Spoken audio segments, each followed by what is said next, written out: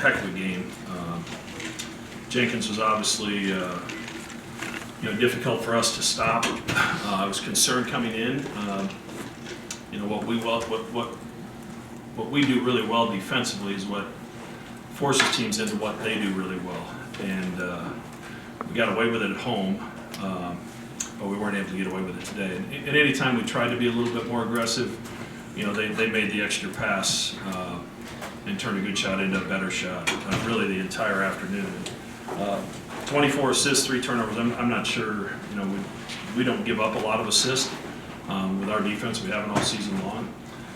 But they moved it so well today and found the open guy. And, Trey had a great individual performance, but we didn't have a ton of help for him today.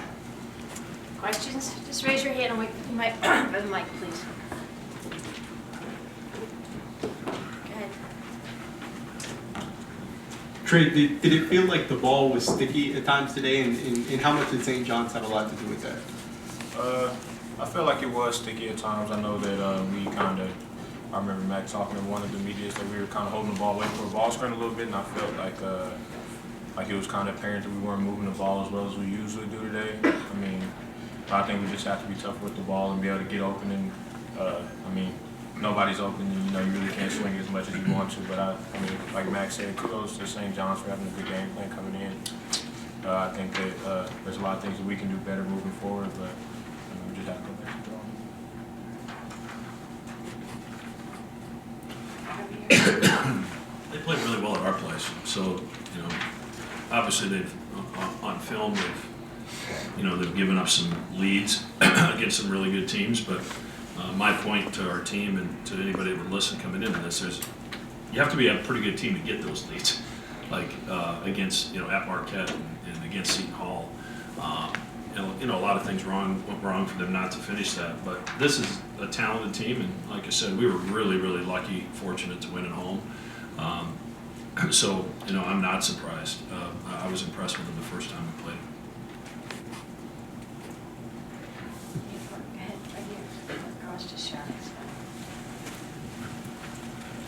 Mac, did you consider any adjustments, knowing the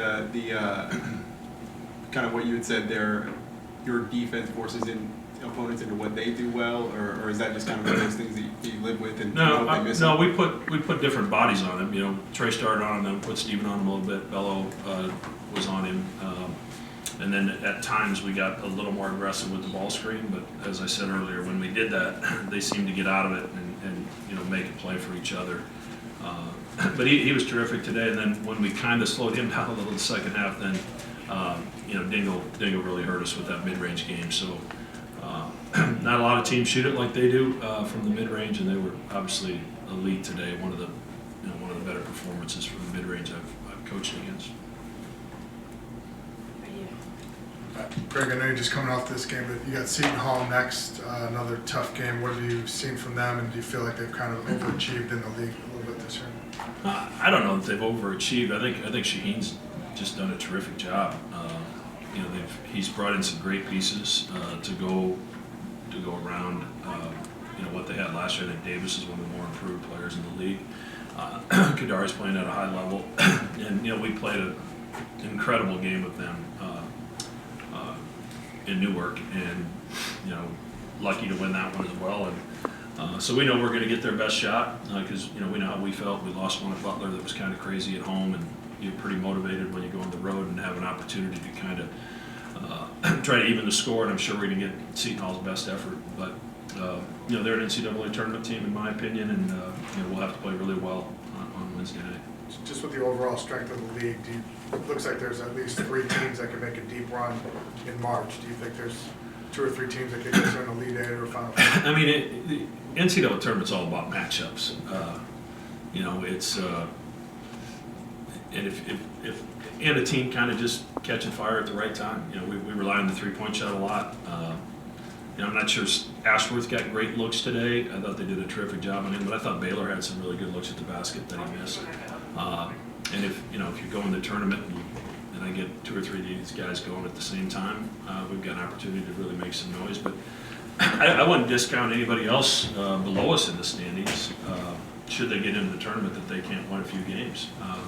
And I think in large part due to the strength of the league. I mean, when you get to the NCAA tournament, you've gone through the Big East, and if you've been successful enough to get in the NCAA tournament, you're ready for absolutely everything.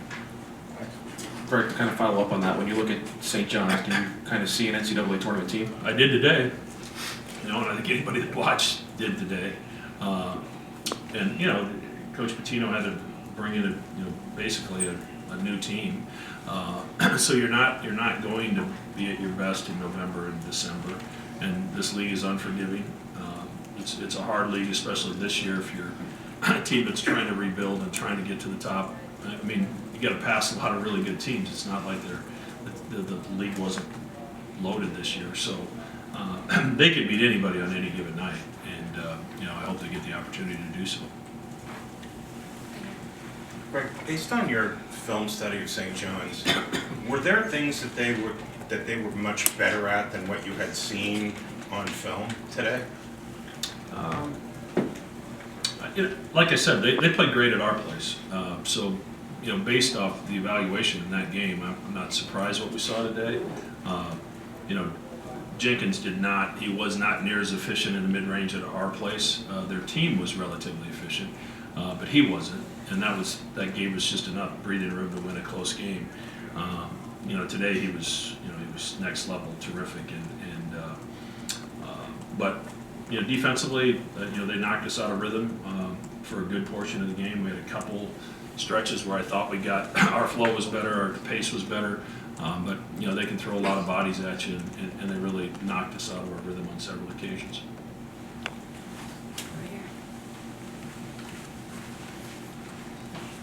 Trey, how do you think you played today? The environment was a lot different with a really loud Garden today. How do you think that your team and you played today? I feel like I played all right. I feel like there were a couple shots where I kind of rushed. But, I mean, as a team, I know that we're going to make shots in the future. I know that Baylor's not going to go 1 for 10 on many given nights. I know that we're going to get caught for more touches in the paint. I know that Steven's going to make half the shots that he does. So, I mean, I'm not really worried about us making shots. It's more about us on the defensive end, and I'm worried about just us being able to, find that teeth and making sure that we can stop opponents because we like to play in transition. So, I mean, for us to do that, we got to get stops, and I feel like they made a lot of tough shots today, a lot of mid-range jumpers. So we were really able to get out in transition as much as we wanted to. So, I mean, as a whole, I feel like we can do a little bit better on the defensive end. Okay, we good?